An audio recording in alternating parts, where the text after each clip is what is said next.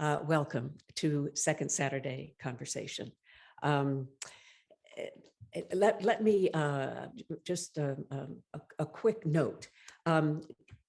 You all receive, once you've RSVP'd for the Second Saturday Conversation, you will receive a link, but in our RSVP, it reminds you that we send the link out the day before and the morning of Second Saturday. So even if you have RSVP'd a couple of weeks in advance, which is great, but we send out the link Friday and then on Saturday morning. And I think that's so that it doesn't maybe get lost in your files. So that's just a reminder. And also we do record these, and thank you, Megan, for making sure this one is, and we post them online. And sometimes it takes several days for us to get that posted. So just know that these sessions are going to be on the website, and be patient with us if you were hoping it was going to be up a little sooner than it gets there, but it will get there. So, all right. So that being said, it's wonderful to have you here, part of this conversation about Christianity in and for the 21st century. And the overall topic, theme, canopy, umbrella for this year is telling the story again, telling the Christian story again, anew. All right. Last year's theme was going home to another way, going home to another way. This year, we're actually exploring the same idea, but I'm just using slightly different language to get to it. Telling the story again, anew. I think that all of us who are tuned into Second Saturday are somewhat haunted by Christianity. We may still be in church. We may, I hope you are, but we realize that Christianity is not. It's become captive, and to a number of things. I'm going to get to that in a few minutes, but it's become captive to certain kinds of thinking, and we really need to liberate Christianity so that its full heart can be seen and experienced and exposed. Okay. So I think that those of us who are part of Second Saturday, we haven't given up on Christianity yet, but we know that it's time for change. We need to understand it and express it differently. And that's part of what we're exploring together, is how to go about that. Okay.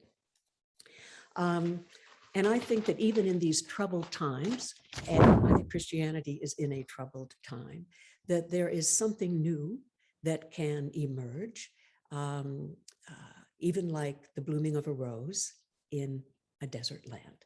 And so let me quote from Isaiah 35, verse 1 and 2, that summarizes my sense of what we're about this year. The wilderness and the dry land shall be glad, and the desert shall rejoice and blossom as the rose. Megan, do you want to orient us a little bit to mics and preparing for plenary time and all of that? Yes, wonderful. Good morning.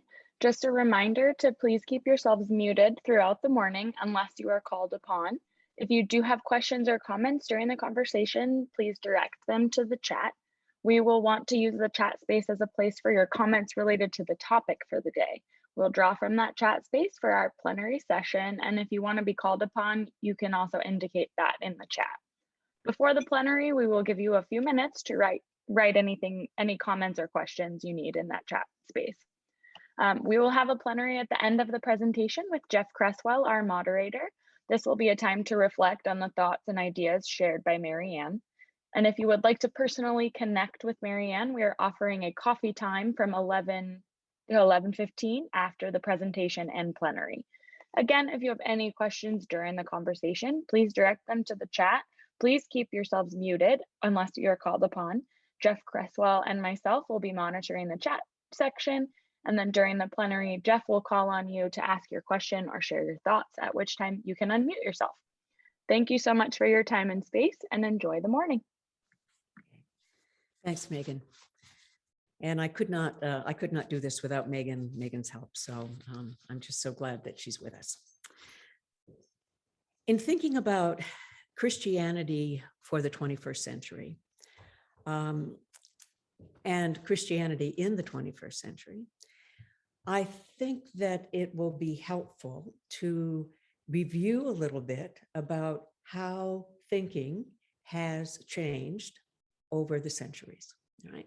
So this is a way to remind us where we've been and actually where we are. I think most of us are still catching up to postmodernity. But today I want to do a brief summary of modernity, postmodernity, and then two mirrored categories that came up last time with Jack Caputo: structuralism and post-structuralism. Modernity and postmodernity have to do with how we understand and see reality. Structuralism and post-structuralism, how we understand language. Now, I mean, doesn't this sound like fun? Aren't you glad you tuned in? Hopefully this won't be too technical, but I found reviewing these categories helpful in my own thinking, and I'm curious to know from you how you see all of this. Let me also mention that how we understand reality used to be under the purview of religion and philosophy. It was religion and philosophy that helped us define and determine what is real and so forth. Now, I think that reality is really the domain of the sciences. How do we understand reality? But philosophy and religion still have a really important function. They help us to understand our relationship to what is, our relationship to reality, how our relationship to one another in the midst of the world, and how we story that, and how we live that, and how we hope and dream and wonder in our world.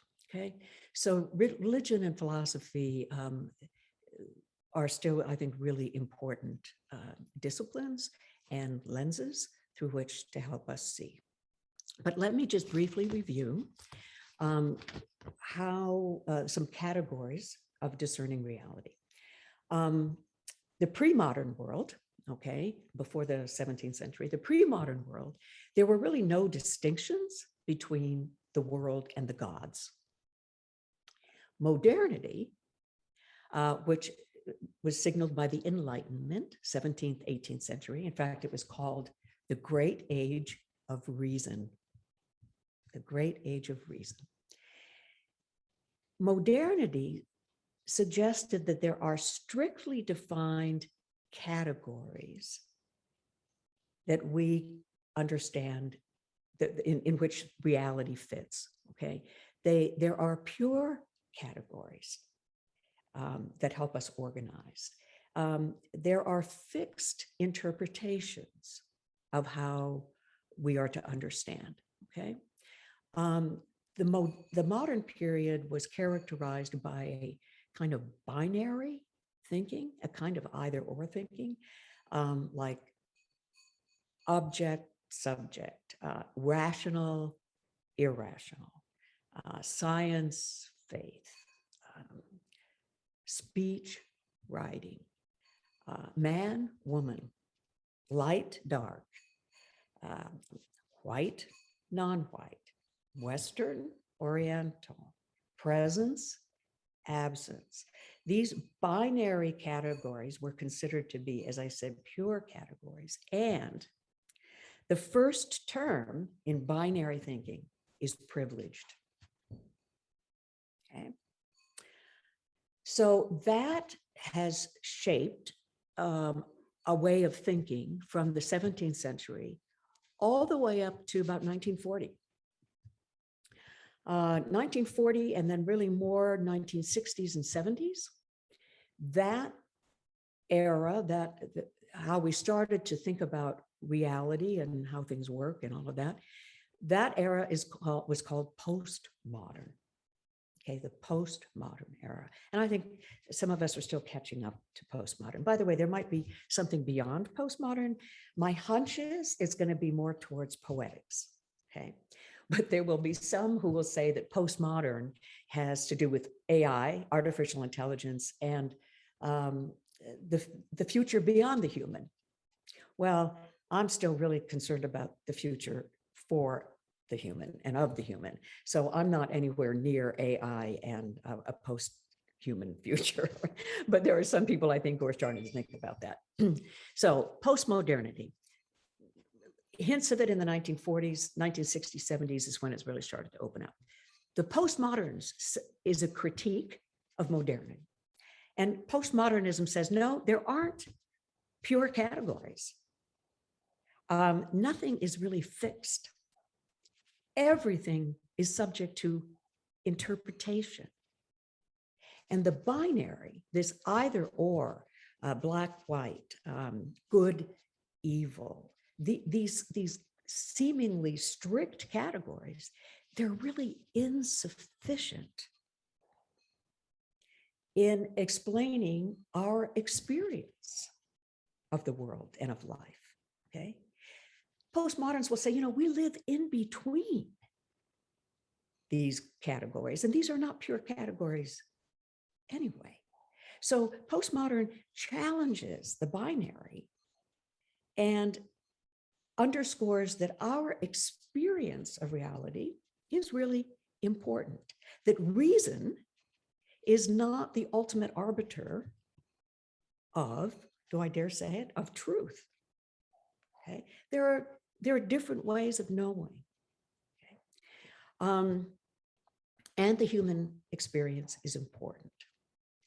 So postmodernity is less concerned about making a better argument for this and that, as it is saying we need a better narrative of how we experience life. And postmoderns will say, you know, meaning is more fluid than fixed. And maybe they're not universals. Maybe things really aren't all predictable. Okay. So this is kind of the postmodern push. A lot of us are still in modernity, I think, in terms of how we think, and that is the norm. Okay. Postmoderns say, you know, we've really, really moved beyond that. Now, there is a shadow side to this. And I think we see this being played out in our culture today, that if there aren't fixed understandings of law, let's say, or there's not fixed understandings of what is truth and what is not truth, what is fact and what is not fact. The people, those in power, the elites, if you will, those in power can make good use of that ambiguity to still serve their own agenda. Okay. So the fact that things aren't fixed, I mean, there's a liberation in this, in my opinion, okay? But there's also a shadow side where if things are all interpreted, then perhaps things can be manipulated in a way, okay? And then that becomes chaotic. Now, I don't think postmoderns' interest, or Theo just brought me his ball. Okay, honey, go get that. I don't think postmodern intends towards chaos. It says that systems and systems thinking has to open up. It has to open up. So it's not anti-system as much as it is kind of a quasi-system. Okay. But as I said, there's a shadow side, but I also think there's something very liberating about the postmodern way of thinking. And Jack Caputo would say that radical theology, okay, how are we going to think about God in the midst of all of this? That radical theology calls us to think differently and think radically. And I would say to spring loose from the modern worldview and construct, because what is at hand and the sense of what is possible is much, much broader than what the modern worldview has suggested. Okay. So let me do a quick little thing about structuralism and post-structuralism. By the way, I'm not a scholar. I read them, and then this is what I'm gleaning and what I'm thinking. And some of you may know these areas certainly better than I, so I'd love to hear from you. Okay. Structuralism is, I think, how language is understood under the category of modernity. Okay, because structuralists believe that the mind is built in a certain way that assumes certain firm laws, that there's a common framework or structure around which the world is constructed through language, and that things are more fixed, and language is more fixed. Language is more, it denotes, okay? That's the structuralist understanding. And I think it's a mirror image of modernity in how we understand language. Modernity, how we understand reality. Structuralism is how we understand language. But it's the same assumptions. Post-structuralists say, no, language is not actually a closed system. That language is living. It's a living thing. It evolves. Language evolves. That language is more open-ended. That language in itself is searching. Okay. That there are certain conventional ways of thinking which are more modern, that excludes a whole bunch of possibilities and people for that matter, and that post-structuralism suggests that we need to become more attentive to how our language excludes. And that language doesn't have just one purpose, that language can create new meanings.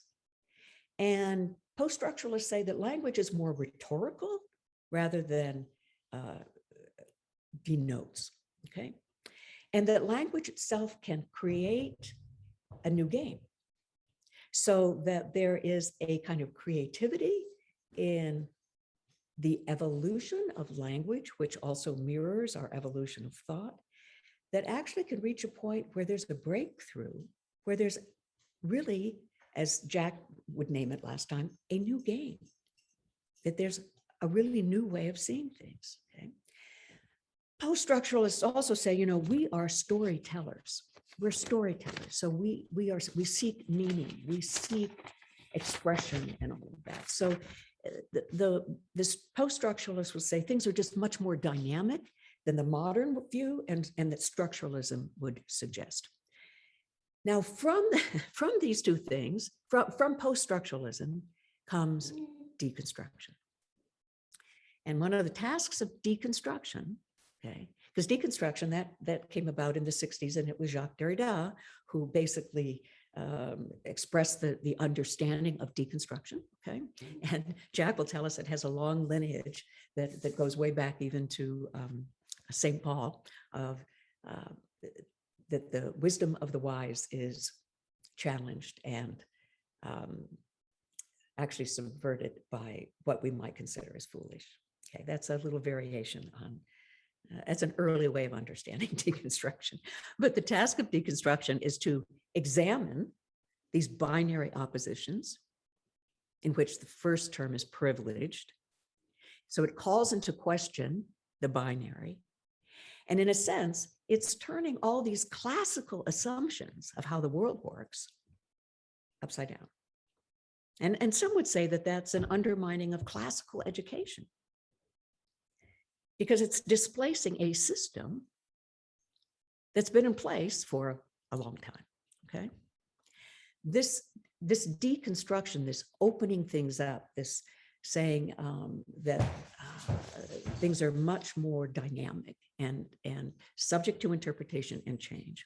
We see this kind of examination going on in a variety of disciplines, from literature to feminism, to post-colonialism, to psychoanalysis, to politics, and certainly to theology, which is radical theology is sort of the, it's part of the dream of deconstruction. Okay. Some have said that deconstruction is a faith that's searching for the dream, searching for what else is possible. Okay. And I think that's not everybody who understands understands deconstruction in that way, but I love that because I think that suggests something very powerful about the positive dimension of deconstruction. Let me also say that even though we are saying that everything is subject to interpretation, at the heart of, I think, deconstruction, and certainly at the heart of Christianity, is a sense, and I would say the humanists too, that there is a sense that there is a deep instinct, we may not want to call it a structure anymore, but a deep instinct in us that is responding to something that we discern as a call that is related to how are we to live our life in a way that is worthy of the gift of life. We're very aware, we're mortal. We defy that or try to all the time or deny it. But our mortality, our death, underscores how precious and particular our life is. And there's a deep, deep sense in us human beings that we're aware of that. So how do we respond to the gift of life in such a way that is worthy of this very gift? Okay. For me, in spite of all this interpretation and what seems to be a lot of ambiguity, I hold to the fact that there's something deep in us that longs for and is, if you will, good, that asks, what is it to be kind? What is it to be compassionate? What is it to love your neighbor? What is it to love your God? What do I love when I say I love my God? How are we to live in this world? And I think that this move in post-structuralism and post-modernity opens up, okay, Theo, it invites us to explore what is possible and what some would say is impossible. It's sort of boundary shattering, okay? And it suggests that there are possibilities for breakthroughs for a different understanding of reality and how things work and behave and act. Now, I'm going to give you a little analogy for this from physics. A particle can become a wave. A particle is a particle and a wave. And what is suggested is that how it is observed, or that it is observed, can change a particle to become a wave. And some would say, how can a particle become a wave? That's impossible. It's either this or this. But no, physics says no, a particle can become a wave. Okay? Depending upon how it's observed is how some talk about it. Now, is that because being observed, it changes, or is it as we observe that we see something we didn't see before? Okay. Another way to describe this is to say when a particle goes through an opening, and I'm not sure I can define any of that, okay? But when a particle goes through an opening, it changes and becomes something else, okay? It becomes something else.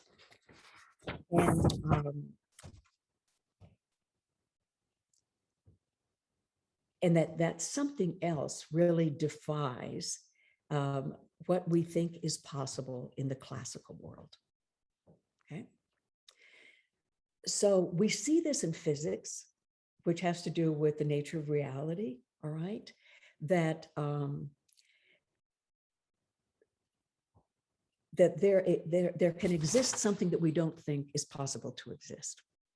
Now, I would like to use that as a point of reference or a parable or even a proof text for the fact that, yes, things can really transform. Things can really become something new, okay? And I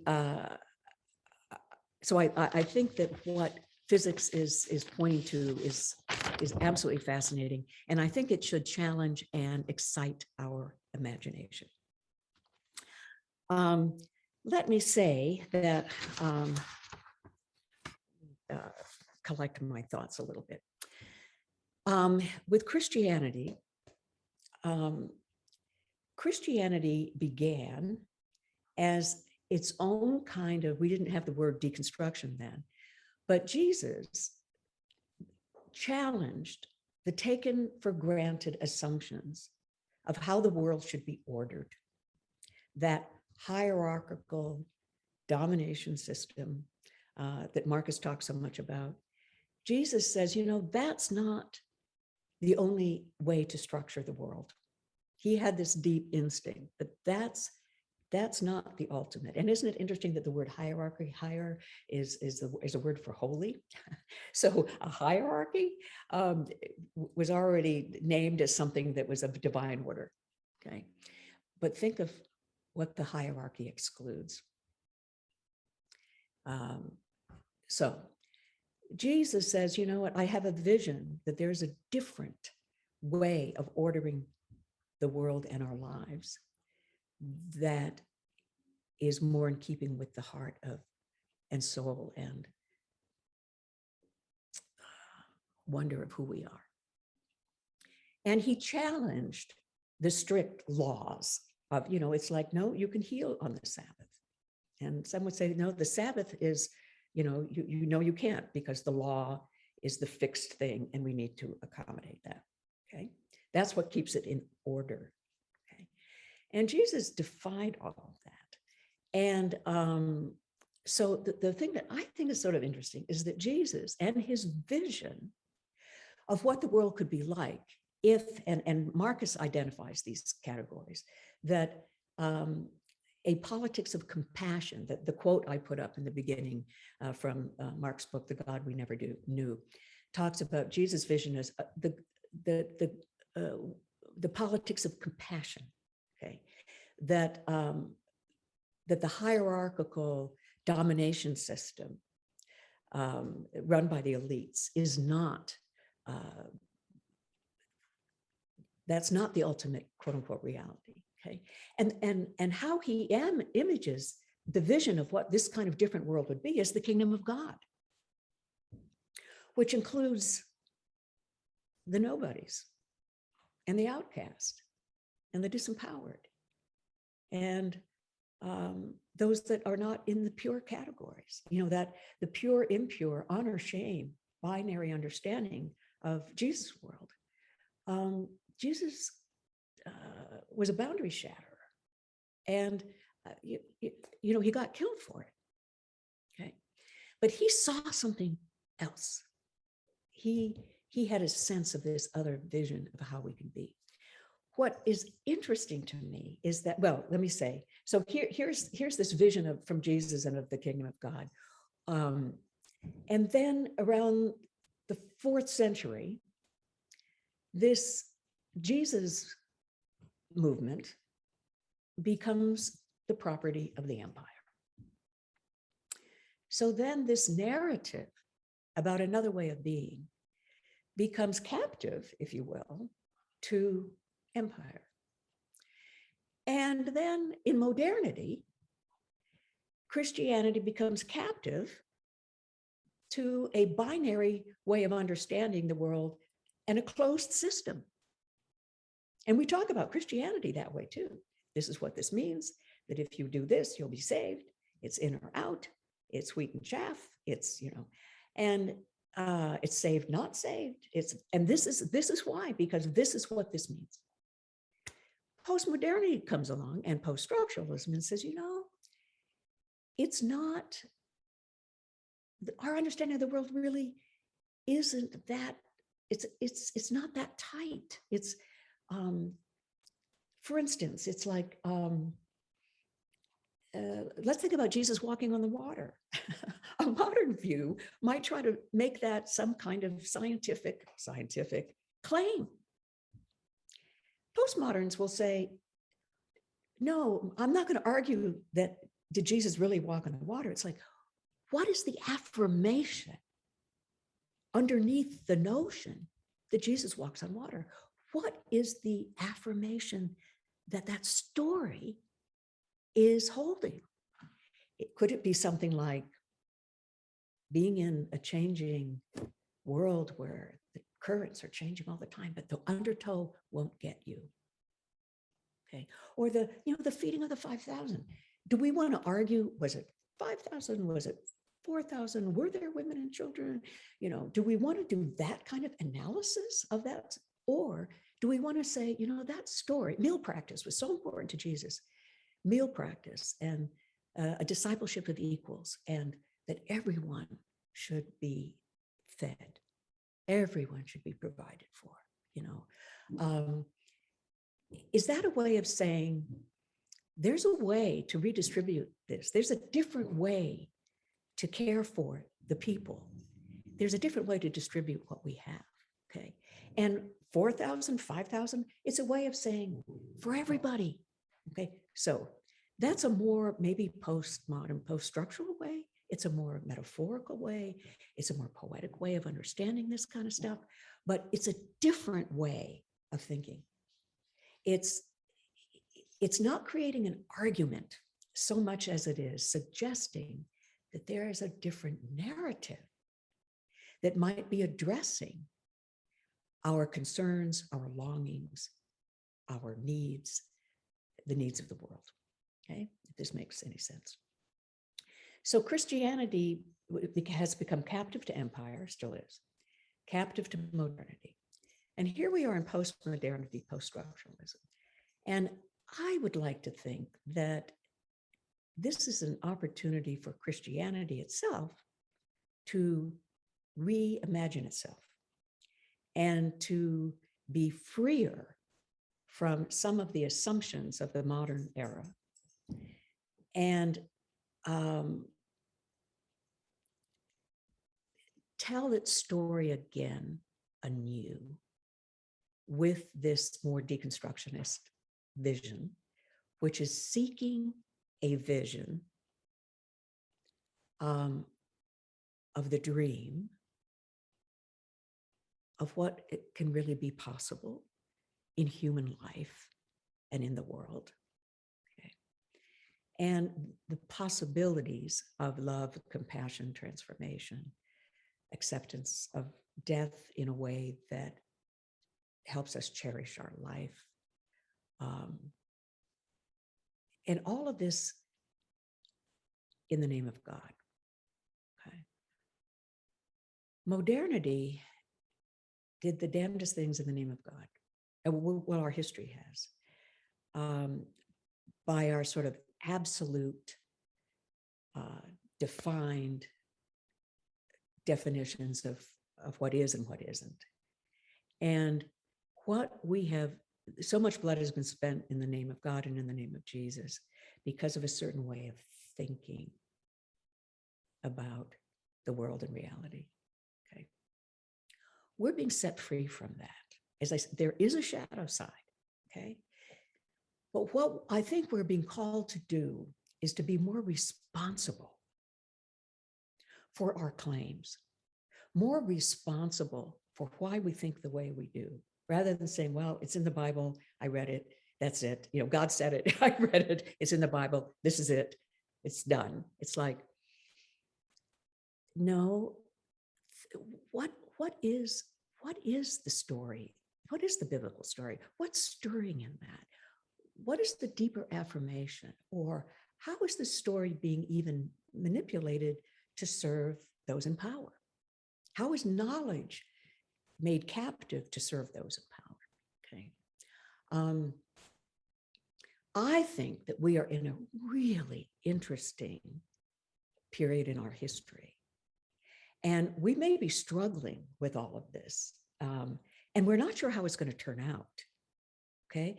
There are no guarantees with how this is going to go. There's a lot of risk in the post-structural, postmodern world. Okay. But there always has been. There always has been. Love is a risk. Love is a risk. But I think we have an opportunity to enter into a different way of being and thinking that if we make it, and if it is as life-giving as I hope it can be, it will be a kind of event that we can say, well, God was in this. There was possibility. There is more life.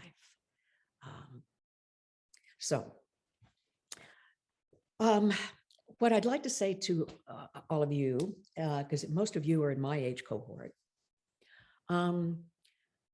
we've seen a lot of change in our lifetime, and we are in a period of really dramatic change right now, and it's disorienting, and there's a lot of ambiguity, and there's a lot of uncertainty, and I appreciate that it doesn't look good for the planet. And it's like, oh my gosh, and there is going to be no rescuer from the sky who's going to come down and clean up the mess, as Don Crossan says. It's not that God is going to come and clean up the mess. That's not going to happen. The call to a deeper, better, more loving, more compassionate life, we hear it. We know it. And our response is what is going to make the difference. Our response is what is going to make the difference. So we're in a time of turmoil and dis-ease. Oops. That's my little boy. There must be somebody outside. And yet what I say to you all is that we, though, can see possibilities for a better future. It's like Martin Luther King saying, I may not get there with you. We may die before anything is really, before this new age is really going to come into blossom, which I hope it will. But like Martin Luther King saying, I may not get there with you, but I've been to the mountaintop and I have seen the promised land. I have seen it. I have a dream that one day, okay, because I've seen it. Okay, I'd like to say that us guys in my age cohort, that we're seeing a light of some possibilities, and we may not see it fulfilled. But I want us to keep that hope, that dream, that love, that sense of possibility and even impossibility. A particle can become a wave. Impossible. No, it can. To let that be our light on the horizon, and to know we are part of that. We're part of that now. We may not see it fulfilled, but we're part of that. As a way to give you an image of what I'm trying to get at here, let me close my comments, my chat. I'm going to read you a poem by Denise Levertov, and this poem is based on the story in Luke 2, which was Simeon coming into the temple for Jesus' circumcision. Simeon was an old man, but he was hoping that he would see salvation before he died. And he beholds Jesus in the temple and says,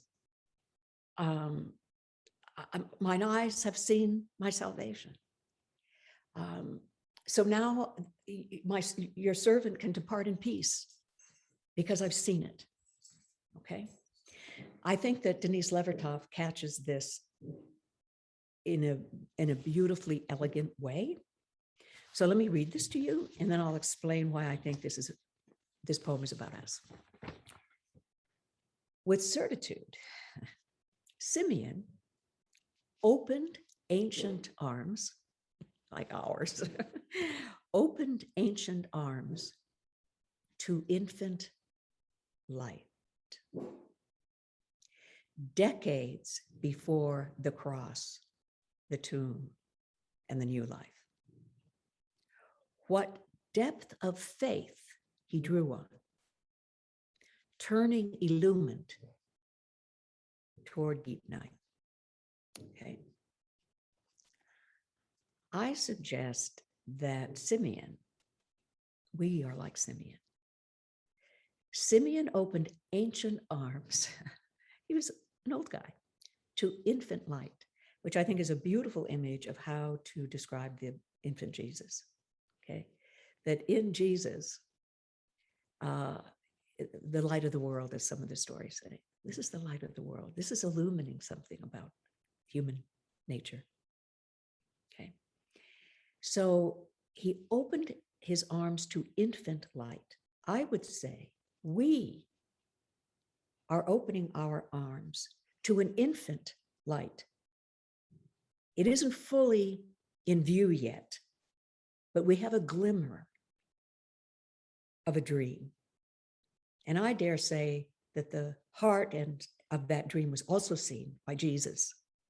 So this is something deeply human in our, not only imagination, but in our capability.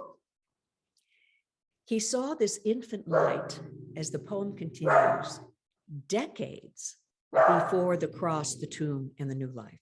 Okay, so even before Simeon knew what kind of story Jesus would be living out, yet he saw that light before he saw the cross, the tomb, and the new life.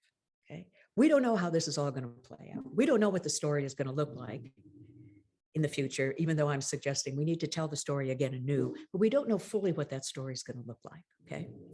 And then Denise Levertov goes on to say, what depth of faith he drew on. Now, faith and belief are two different things, as you know. Okay. This sense, this deep, deep instinct, this sort of existential, experiential sense that yes, yes, yes, this is possible. What depth of faith he drew on and turned illumined. Okay, so even Simeon was like, he felt the light in himself even. He saw it, but he also felt it in himself. And he was able to turn himself illumined with this towards deep night. And we are turning towards deep night on our planet with global warming, climate change. Oh my gosh, there's so much division, hatred, fear, distrust, meanness, violence. Okay, so we are turning toward deep night too, and are concerned about what is possible. And I would like to say to us guys, let us be like Simeon, who have seen a light. Okay, it's when Martin Luther King was told by Mahalia Jackson, tell them about the dream. Tell them about the dream, Martin. Okay, let us tell them about the dream. Jesus saw the dream. Now we're still trying to bring that into fullness. Okay, but tell them about the dream. So here we go again. Denise Levertov's poem. With certitude, Simeon opened ancient arms to infant light. Decades before the cross, the tomb, and the new life. What depth of faith he drew on, turning illumined toward deep night. Okay.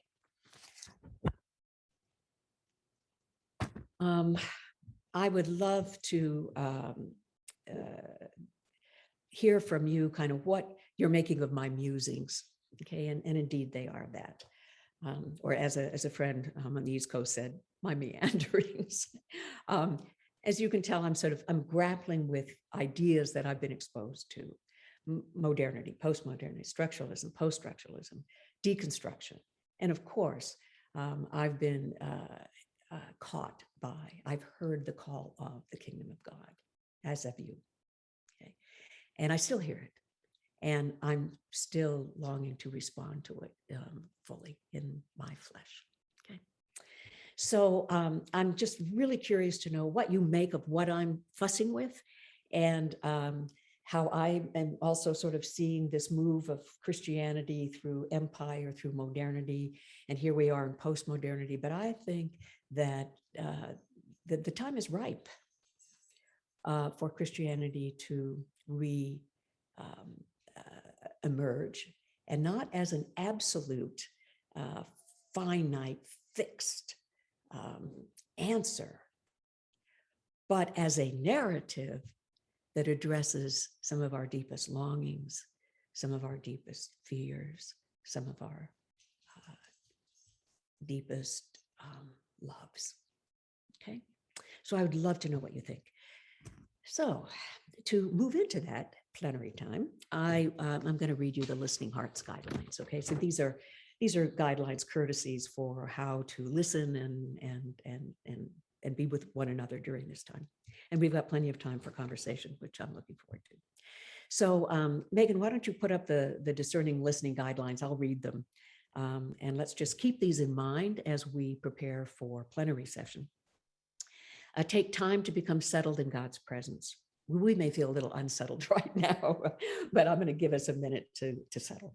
So take time to become settled in God's presence. Listen to others with your entire self: senses, feelings, intuition, imagination, rational faculties.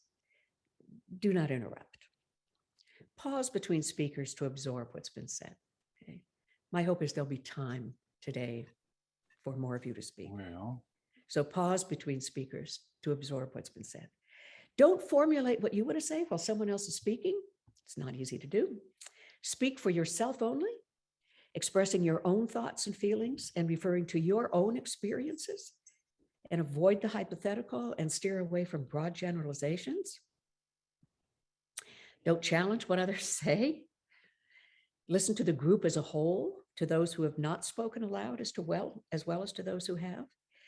And generally leave space for anyone who may want to speak a first time before speaking a second time. And then hold your desires and opinions, even your convictions, lightly. Okay.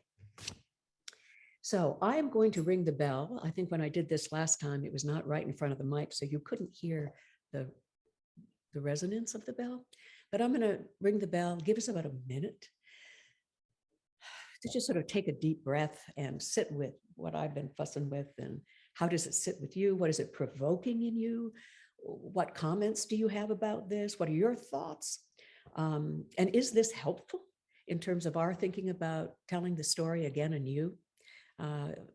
So I'd love your feedback. Okay, so I'm going to ring the bell. Give us a minute, then I'll ring the bell again, and then I will call on Jeff to help us with this time of plenary time.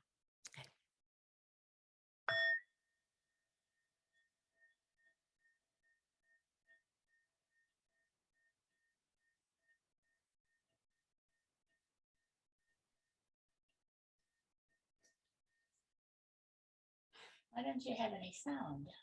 I think I know.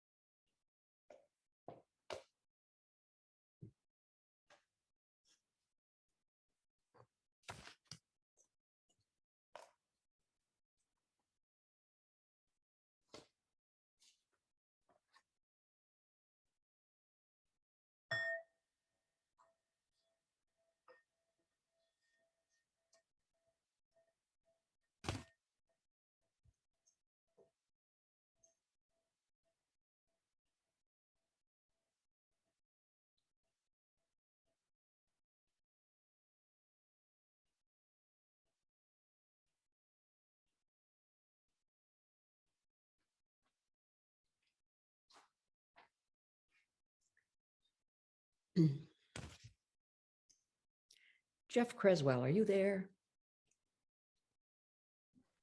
Yes, I am. Are you in Seattle?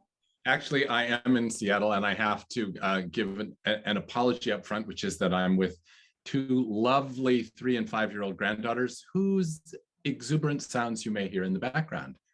Well, and I have a 10-month-old puppy whose exuberance you have heard in the background. So we're in the same, we're Yes. together on this. We're in good There's company. plenty of room for them in Yes. our way of thinking, isn't there? Yeah, absolutely. Yeah. So anyway, nice to see you, Jeff. I'm glad you're safely in Seattle. So Thanks. Thanks. okay, well, we have a good, half hour to kind of bounce off of some stuff I've been thinking and to get some ideas from others. So, I'd love for you to help facilitate this. I did not tell you I was going to do this, Jeff, because I just thought of it right this second. But I'd love to hear from you for a second, since you're a friend, you're a colleague, but you and I, we fuss around what is going on with Christianity today and what's possible, and whose narrative is it, and all of this kind of stuff. Do you have any kind of anything you want to say in response to kind of my thoughts this morning? Wow. So many. I didn't cue you. Pardon? I said I have so many thoughts that and it's been absolutely fascinating to watch the chat light up. Okay, great. We're on fire. I kept trying to keep track, and the avalanche has hit, and I can't keep up. Oh my So goodness. I think there's been a lot of. Well, I hope I don't get buried in the avalanche, but. Well, I guess what struck me the most is that really we're talking about an embodied, we're talking about hopefully a movement toward an embodied faith. Nice. And I did not use that language, so I love this. And so we have learned, I think, actually from modernity, that our head is the most comfortable place to live. And not only is it the most comfortable place to live, but it's, as you would say, it's the privileged place to live. And I think that we're in an age where we are seeing the limits of that. Right. And So much for the great age of reason. so much for the great age. Look where it's brought us. Look where it's brought us. Absolutely. And to understand that, I think for me, the biggest aha in what you shared was the fact that in those dualities, the first was privileged. Mm-hmm. The first was privileged. So for example, light and dark. Mm-hmm. Light is good and dark is bad. So if the first is privileged and we start linking these dualities together, light is good, dark is bad. And we could go on and on and on like that. And I think we're seeing how that just doesn't capture the reality of our lived experience. White, non-white, to use the light and dark. Man, Right. woman. Correct. As though those in themselves are pure categories. Correct.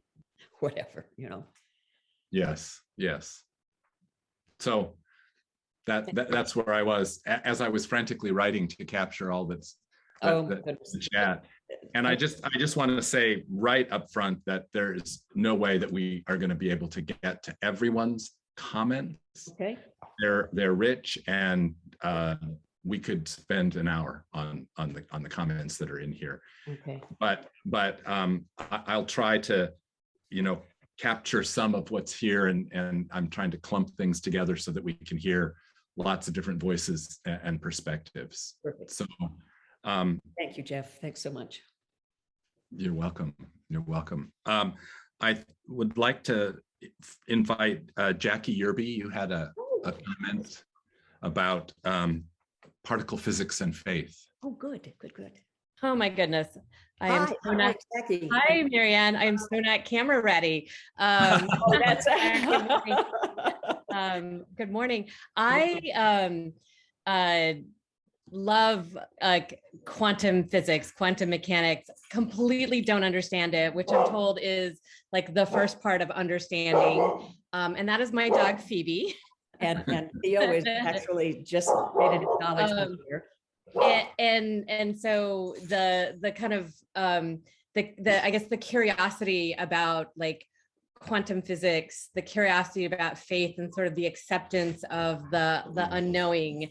And I want to say that there is a book out there, I may actually have it, on like quantum mechanics or quantum physics and God. And just like how like it wanted, like how they explain each other.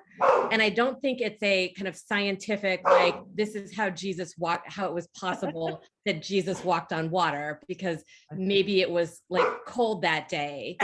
There was actually a story in Time magazine years ago around Easter, and I was like, come on, people. So anyway, I just the efforts we go to try to prove these things according to but just the idea of like the particle, like how we experience it impacts like what it is, I think is foundational to like faith and like quantum physics. So that's, I loved that you used that. Okay. Yeah. Well, Jackie, I'm with you on how fascinating this quantum, quantum observer of the quantum mechanics and what happens. It's absolutely fascinating. Now, that's the nature of reality, right? Yeah. So for us to then think about just what you've said it so beautifully, but I think that is going to stir our imaginations. Well, and I'll just say one other thing, and it makes me think back to seeking God in the 21st century. And oh my gosh, I can't even think of it. The whatever the school of theology is, where we are walking with God, where God is wanting us to be a partner and to provide God with kind of the energy, to do this work in the world. And so to me, that's kind of related to what you were saying about the particle and how we engage with the particle influences what it is. Mm-hmm. Yeah, very interesting. And that notion of God, that passage about God emptied himself into the world. But what is so provocative about that is that we're the ones that embody God. Yeah, God needs us. Yeah, embodied. Yep. Okay. I mean, what a thought, right? So, and then that change, and then how we act in the world, and it changes everything. Yeah. Yeah. So yeah, it's all fascinating, and I think it's hopeful. Okay, now we have to make some important decisions, and we can't just think the stuff; we have to do it. Yeah. Truth is really more about doing than thinking, in spite of all the time we spend thinking. So we have to make this is a time of decisions where this is really a critical time, urgency. But I've not given up hope yet. I haven't either. God knows what it's going to look like, but I haven't given up. Yeah. Well, thank you. Boy, it's so nice to see you, Jackie. So lovely to spend the Saturday with you. Thank you. Okay, You've made the day. Mhm. Thanks, Jackie. I think sort of piggybacking on that, Jim High had a comment. Jim, you talked about, is a fantasy heaven with God and Jesus so important? And then you referenced Namaste, which I thought was really interesting. Could you maybe elaborate on that? Your mic? You're muted, Jim. Unmute. There you go. Unmute. There we go.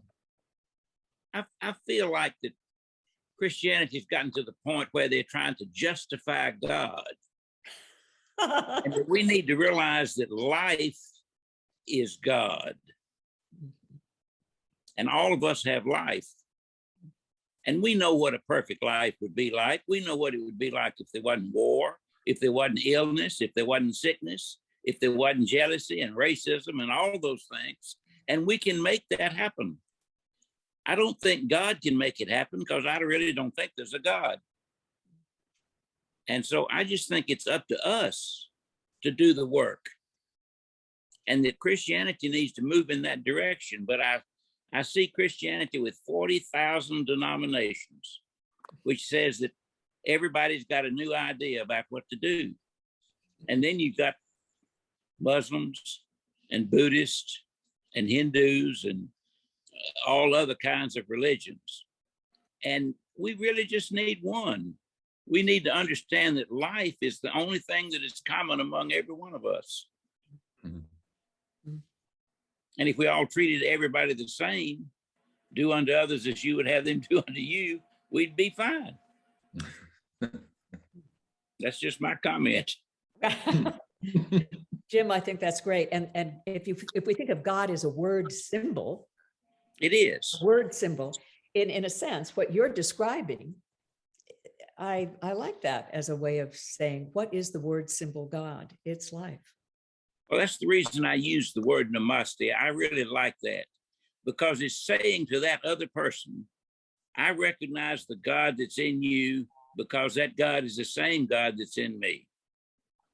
And I can use God only as a symbol for the spirit of kindness, forgiveness, concern, care, all of those things. Worthiness, you know. Well, Jim, I recognize that in you. Thank you, ma'am. Yes, indeed. Yeah, and it's nice Namaste. to see you face to face because I'm familiar with your name and your work. So Namaste. namaste. Thank you. Thank you. Thank you, Jim. Marianne, there's another Marianne on the call, Marianne. Jim. And she had a comment about the Christian celebrations and how do we look at Advent and Christmas? So Marianne, do you want to elaborate on that? Yes, I think I've been thinking about this quite a bit, and I've been thinking that evolution, you've talked about the various philosophical, existential type of philosophies that have changed over the years. And it seems to me that evolution of faith or evolution of ideas goes in parallel with evolution of the human species. We are basing, we are based on what came before. And then I thought the next festival that, is celebrated in the Christian church is Advent and Christmas. And I was wondering how in this sort of deconstruction, postmodern, I have to look it up every time I use these words. But how can we, or how do you present it to your parishioners, the people who listen to you, in terms of evolving from the tradition to a more human, non-supernatural Correct. way of thinking? Yeah. Thank you for the question. Okay. Mhm. So how do I do that? How do we do that?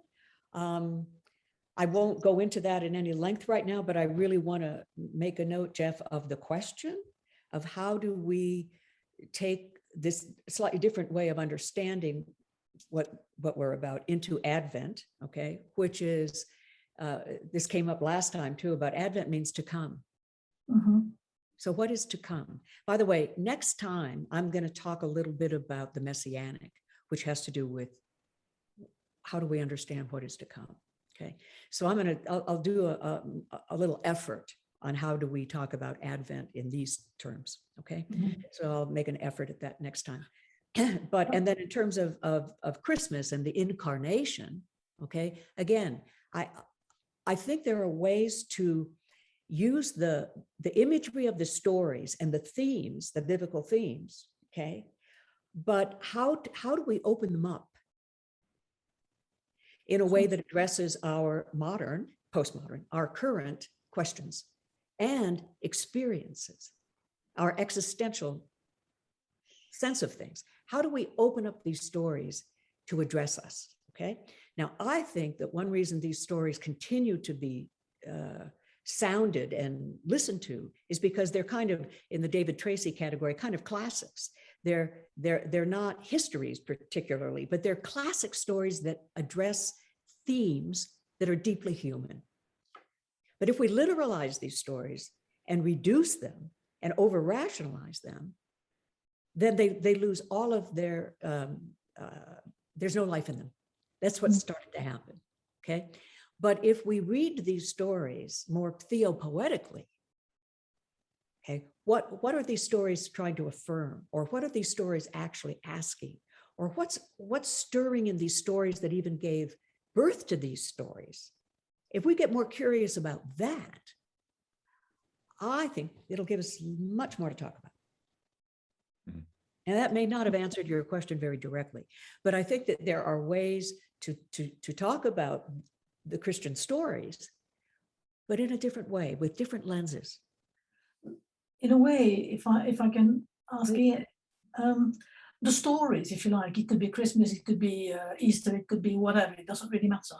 But it's how do we use the new interpretation, if you like? You know, we talk Yes. about progressive Christianity. How do we use that new interpretation to make sense without the unbelievable? You know, how Correct. can it support living without the unbelievable? Correct. You see what I mean? Absolutely, I do. Yeah. So I think that the how do we think about this stuff is really important. And I think that's what deconstruction is calling us. It's like, how are you thinking about this? And we need to move into a different style of thinking. And for instance, Mhm, theopoetic thinking is a different style of thinking than rationalism. Okay, thank you. And so, and I think that supernatural theism is a way to try to answer questions that are trying to answer, they're answering the wrong question in a way. I won't go down that road, but I love what you're saying. I think there is the how are we going to go about retelling these stories? That's a really wonderful question. In And I a think way, there is how? another way. There is another way out. I mean, in a sense, we're experiencing our own exodus. Yeah. There's How another do way we out. keep the richness of we have without throwing the baby with the bathwater? Correct. And I think there is a way, which is why I say tell the story again anew. Okay. But we can't tell the story in a modern context anymore. Mhm, It's flattened out. mhm. It's completely flattened out. There's no blood, you know, it's bloodless. Okay. So how do we tell the story again anew? I think we can tell the story, but we have to do it differently. Thank you. And we may find that it's pointing to different things as well. That's It right. may become a wave that becomes Evolution. a particle. Yeah. Thank you very much. Thank Okay, you. anyway, thanks, Marianne. Thank you. Thank you, Marianne. Billy, this is a wonderful conversation. Hal and Martin Johnson had a comment referencing Robin Wall Kimmerer's book, Braiding Sweetgrass. I thought was very interesting. And Jeff, you have read that book, so maybe you can have Yes. a comment on this, okay? So, so please go ahead. Are Hal and Martin Johnson, are you still on the call?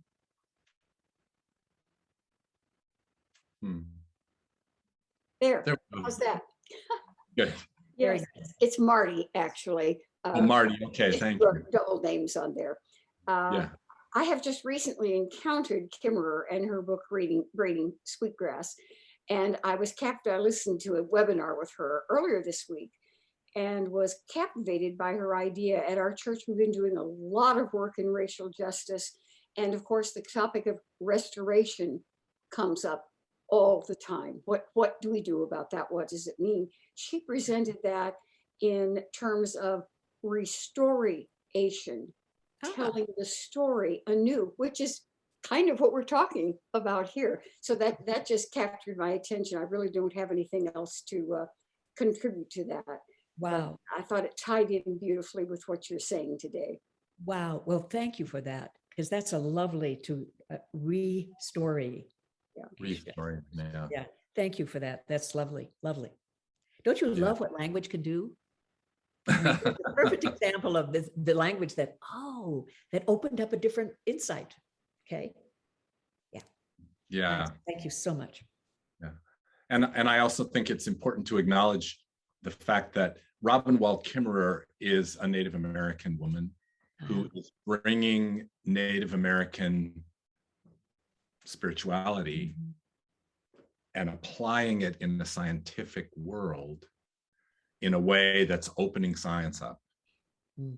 And so this restorying is so interesting, that we, in the binary system that we've operated in for so long, we've absolutely excluded other ways of knowing, which have Correct. continued to flourish on the edges, Mhm. thankfully. Mhm. And now that everything seems to be falling apart, they seem to be moving back in. Fascinating. So anyway, So, if the center cannot hold, maybe something is being, that now there's some space for something else. now there's some space for some other things. Yeah. Yeah. Thank you, Jeff. That's Yeah. lovely. Jennifer Maluski, you had an interesting comment about how we must deconstruct ourselves as listeners and shapers of meaning. Could you? Nice. Oh, yes. So I just want to say that everything here that you say resonates with me greatly. Thank you. That's a thank you. Yes, greatly. And my own background is in narrative and story, and how do we story ourselves, Okay. and how do we story our communities, and Nice. so yes, and I attended a gathering of so my own denomination is United Methodist, and we're grappling a great deal with what the future of our denomination is going to be. Some of us feel like we're really fighting for the soul of our denomination at this moment. But I went to a gathering of a group of people who were looking at leaving the denomination and forming what they called the Liberation Methodist Connection, which they've gone ahead and done. But as they were grappling with this, they had a speaker who called upon them and said, you have to recognize, like, in your desire to reinvent Christianity, realize a new possibility in it. And this was not necessarily exactly in line with the kind of possibility that you're talking about, but they were really grappling with things at a base level. What does it take to sing a new song? In a strange land. Yeah. And and the speaker said, look, you have to reckon with the fact that, since Constantine, Christianity has been part of repressive systems. So he said, I'm going to make an analogy. He said, every so often I like to smoke a cigar. And when I smoke a cigar, you can take the same seed that's from Havana, planted in different soils, it's the same seeds, the same DNA, but when you make a cigar out of it, it tastes different because of the dirt that it has been planted in. And he said, so what this seed of possibility that you're looking at, what is the dirt that you're going to plant it in that is going to make it come up different than what Christianity has been before, this repression that you see, that you're grappling with, that you're trying to avoid?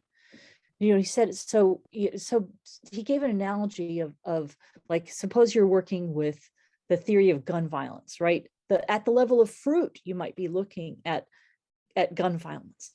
If you look down and see, okay, at the level of the trunk, you might look at our justice system. Mm. If you look down at the root of that, you might look at what our very notions of justice are. But deeper than that is the dirt work. So when I talk about deconstructing ourselves, it's like we have dirt work to do. Mm. And this, the very process of deconstruction, again, it's the cry that comes from the Black Lives Matter movement, as far as I, as a sort of elite white person, understand it at this point. But of that, like, from where are you listening? Nice. And to be aware of the things that shape your own listening, Right. and to deconstruct at that level and be responsible for it. I love the responsibility aspect that you're talking about that. And I think there's also, I put in my comment, there's also a level at which we're going to be called, as we create this new thing, to be responsible for all what you refer to as the modernist and all of the blood that's been spilt in the name of that. Right. That somehow, in singing the new song, we're going to have to be responsible for that. So anyway, just love these talks, and just that's Well, where I was thank coming you. from. And I love your invitation, but also the imperative that we need to deconstruct our own stories and look more deeply and honestly at what has given rise to who we are. And and I think you and I are on the same page on this, that I actually am holding out for humanity's goodness and marvel and wonder. And we're courageous, but we're also fragile. So our deep capacity for love and care, we know we need to be cared for. We know we need to care. We know that. And it's courageous, it's gotten us here, and it's also fragile. Okay. But I hold that infant light as the very light that will illumine our way. Thank you. Thank you, Mary Ann. Thank you, Jennifer. Really appreciate what you're saying. Yeah. Thank you. Houston had a comment about the theologian Langdon Gilkey. Oh, my goodness. Houston, are you still with us? There we go. Your microphone, mute. There you Okay. go. There we go. Yeah, Thank I heard Langdon Gilkey speak about 15 years ago. Oh, I envy you. Theology. And he noted that from his perspective, the rise of the evangelical movement in the 30s and 40s, which was also a response to the horror of 2 world wars, because people just could are very fearful, very anxious about the end of rules of how to live, that there are some absolute principles that inform us how to make decisions. Yeah. And that leaves a void. And many people attempt to fill with an evangelical right-wrong approach to Christianity. So that's what he was getting at. And Dietrich Bonhoeffer used to say, to no principle can you withdraw.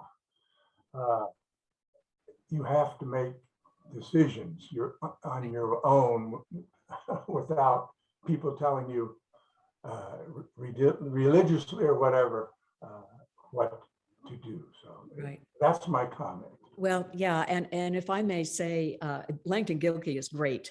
It's so interesting. Shantung Compound is how I got to be familiar with his thinking, but it's an important little book.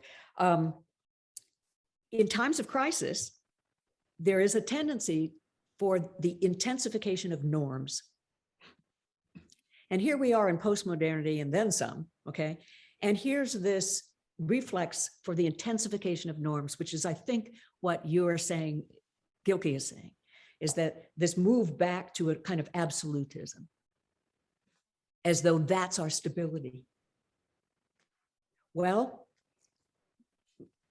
my suggestion is that we need to see it differently, because that assumption that those fixed categories are our weight-bearing walls are not, the house is going to fall, you know. So anyway, but Gilkey and Bonhoeffer are two really important voices. And thank you for giving them a hearing through your own voice as well. I know I'm not supposed to interrupt here, but I just have to say, I do hope the house falls. Well, it's Jesus wept over Jerusalem. Yes. Well, Yeah. weeping now, and I think that I think that the temple is falling. Yeah. And not one stone will be left upon another. Yeah. But my friends, do not lose heart. Right. Okay, don't be afraid, because there's something more to come, and that's event. Yeah. That's something. There's something more that eye has not heard, nor eye has not seen, nor ear heard. But there is something more coming. At least that's my hope. Yeah. Yeah. And I'd like us as quasi-Christians, real Christians, devoted Christians, I'd like to think we're the faithful remnant. That's kind of, forgive me for that. But that we of all people, we cannot lose hope. We are people of hope. Yes. We're not sure what it's going to look like, but please, please don't, as the Dalai Lama says, don't ever give up. Don't give up. And hope is not a state of being, but an action. I think that's right. And we can't stop taking the next step, even though we don't know where it's going. I think that's right. Rebecca Yost had a comment about the disciples after the death of Jesus. Hello, Rebecca. Do you want to unmute Hi. yourself? There we go. I'm trying. Okay, there we go. Yeah. Yes, well, while you were talking, as a Christian, the whole story, it's not just parts of it, it's Advent and then Christmas, it's the garden and the death before. And I was thinking about how the disciples must have felt when Jesus died. Everything that they were living for and the exuberance of this man was ripped to shreds. Right. And they went into hiding. It was like, am I up to this? It's like, what are we going to do? And they went into the darkness and they went into hiding and they were afraid. And that's just kind of what came up for me when you were talking. It's like, that's kind of where we are right now, maybe socially and personally. Yeah. I think I've said this before, I feel like I'm being deconstructed. Everything that's ever worked for me is not working. I will light the Advent candles, but it's not the same. Right. It's not the same. I hear you. And it's like, that's just what came up for me. And I feel like I'm in a free fall. Okay. It's like, there's nothing to hang on to, and I'm just free falling or just sitting with stuff. Yeah. I just sit with it, like go out on the patio, watch the birds. The sky's blue and there are people dying all over the place. It's just, I've got a low battery. I'm so sorry. Okay. But anyway, I have a low battery. But that's kind of the part of the story that we don't want to look at, but it's there. Yeah. And that's kind of where I'm at personally. And I want to say, Marianne, that this I've just joined. I mean, I think I've done this 2 or 3 times. And today was just amazing because it puts things in perspective. It's like, we always want everything, I want everything to be harmony and love, right? It's like, that's who I am. Yeah. And that's not the way it is. And so I'm really struggling. But I also, a thought that I had was during the Dark Ages, I've heard that underneath there was this massive amount of creativity and life going on beneath the Dark Ages. Now, I don't know if that's, I think I've heard that. And I'm thinking, okay, I need to find, like she said, go deep, get into the dirt. I need to find out where these people are that are creative, that I need to stay in touch with so that I'm not suffocated by the darkness, because the darkness wants me to die and go away. And the light, the light just keeps going, no, I've got to be light. I got to be light. And the light and the darkness, to die is to live is to die. All these storytelling things are fighting to stay alive, I guess. Anyway. Right. And for us, keep up the good fight. Oh, yes. But it's so hard. I thought of the disciples. It's like they went into hiding. It's just, you want to run, you want to hide, you want to like, oh my God. And then the fascinating thing is that something gave birth on the other side of that. Exactly. You go through an opening and it's something that the classical world didn't think was possible happens. Okay. Yeah. I think we're going through an arrow. Yes. Okay. And I love the story about the Dark Ages and the creativity underneath. I don't know if that story is true or not, but I know that story is true. Okay. We need to make it true. And we might be that. So be that. Yes. You are that. And yes, we'll, and I think another thing that the early disciples went through, I mean, I'm sure that when Jesus was executed, it's like, oh my gosh, is it all, but something was compelling enough that Jesus died, but the vision didn't. Right. So and fascinating. 2,000 years later. Okay. It's like, wait a minute, the vision, I have a dream. The vision is not on yet. Right. I was going to say something related to, anyway, that doesn't matter. It'll come back. So, be that creative, be that infant light underneath that darkness. And oh, I know what I was going to say about the early disciples. Part of how they built community was that it was a common concern about the violence in the empire. Yes. We come together because it's like we're coming together against that violence. Mm-hmm. And so there are a lot of us. Okay. So we're coming together around what else is possible. And so the doing is where I am going to have to be pushed, because I'm up here. Yeah. It's comfortable in my brain. I know so much about all the bad things that are going. I'm not doing anything about it. I'm sitting here going, you're watching the birds, you're listening to the birds, and love your neighbor. And you know what? Love yourself while you're at it. Yeah. So there you go. Yeah. And don't give up. You're not alone, my friend. You're not alone. No. You have lots of company. Well, I saw a t-shirt this morning when I was out walking, and it was said, just do it. Yeah. Yeah. And I went, yeah. And try not to get overwhelmed, because I know how easy that is. I tend to be very easily overwhelmed and anxiety. And it's just like, no, don't. But anyway. Well, to borrow from Jim High, namaste. Namaste. Thank you, Rebecca. Thank you all for just being in the fray. And I do think we are the remnant. There's always a remnant.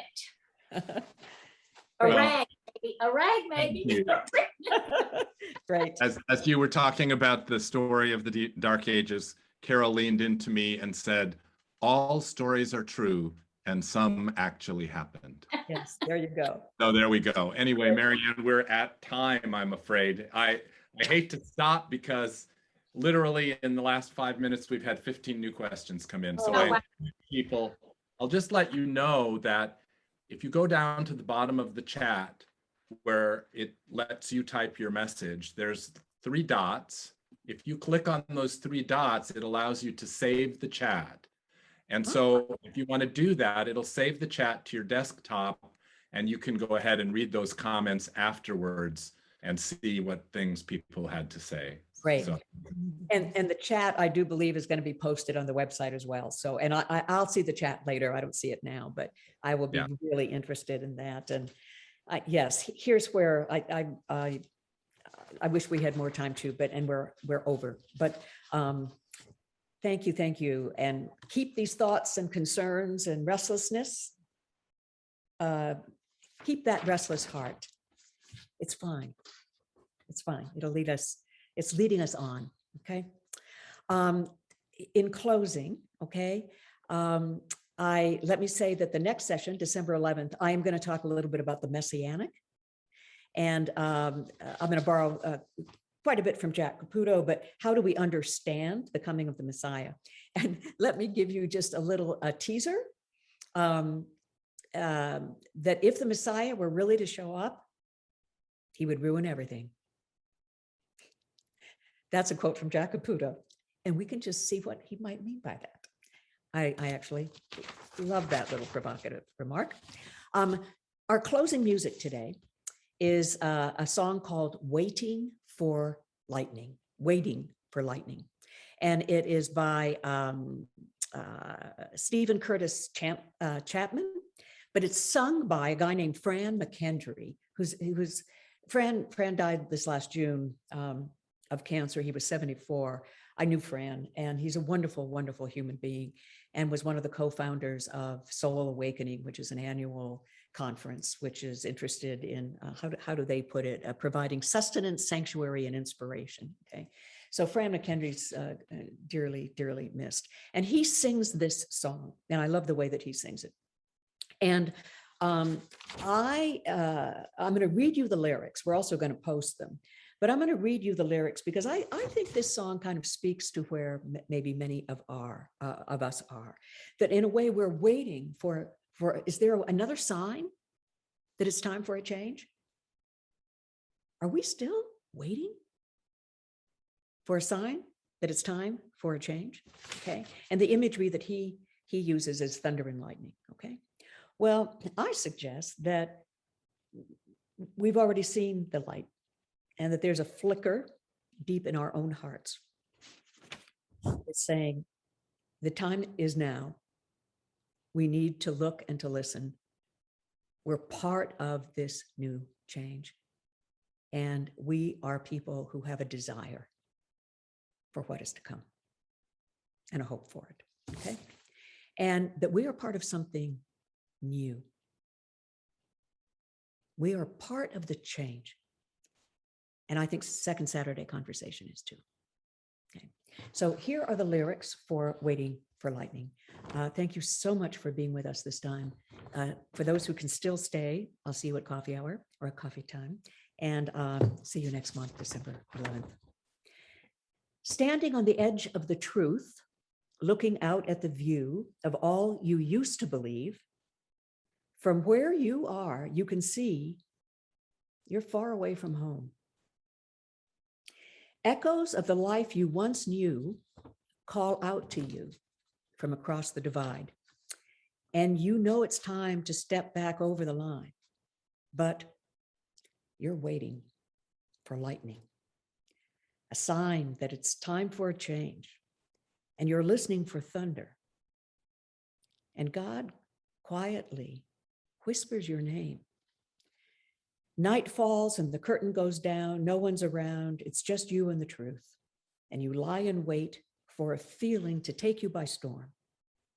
Somewhere in the depths of your heart, where it's empty and dark, there is a flicker of light. And the Spirit calls. But do you notice at all? Are you waiting for lightning? A sign that it's time for a change? And you're listening for thunder? While God quietly whispers your name?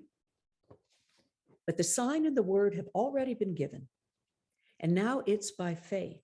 We must look and we must listen instead of waiting for lightning. A sign that it's time for a change. And you're listening for thunder while God quietly whispers your name. God quietly whispers your name. And in the syllables of your name, when you hear the syllables of your name, your life is changed by the call. And we are the response. Thank you for your time and your thoughts and your heart and your care and your hope. And I look forward to seeing you next month. And peace be with you.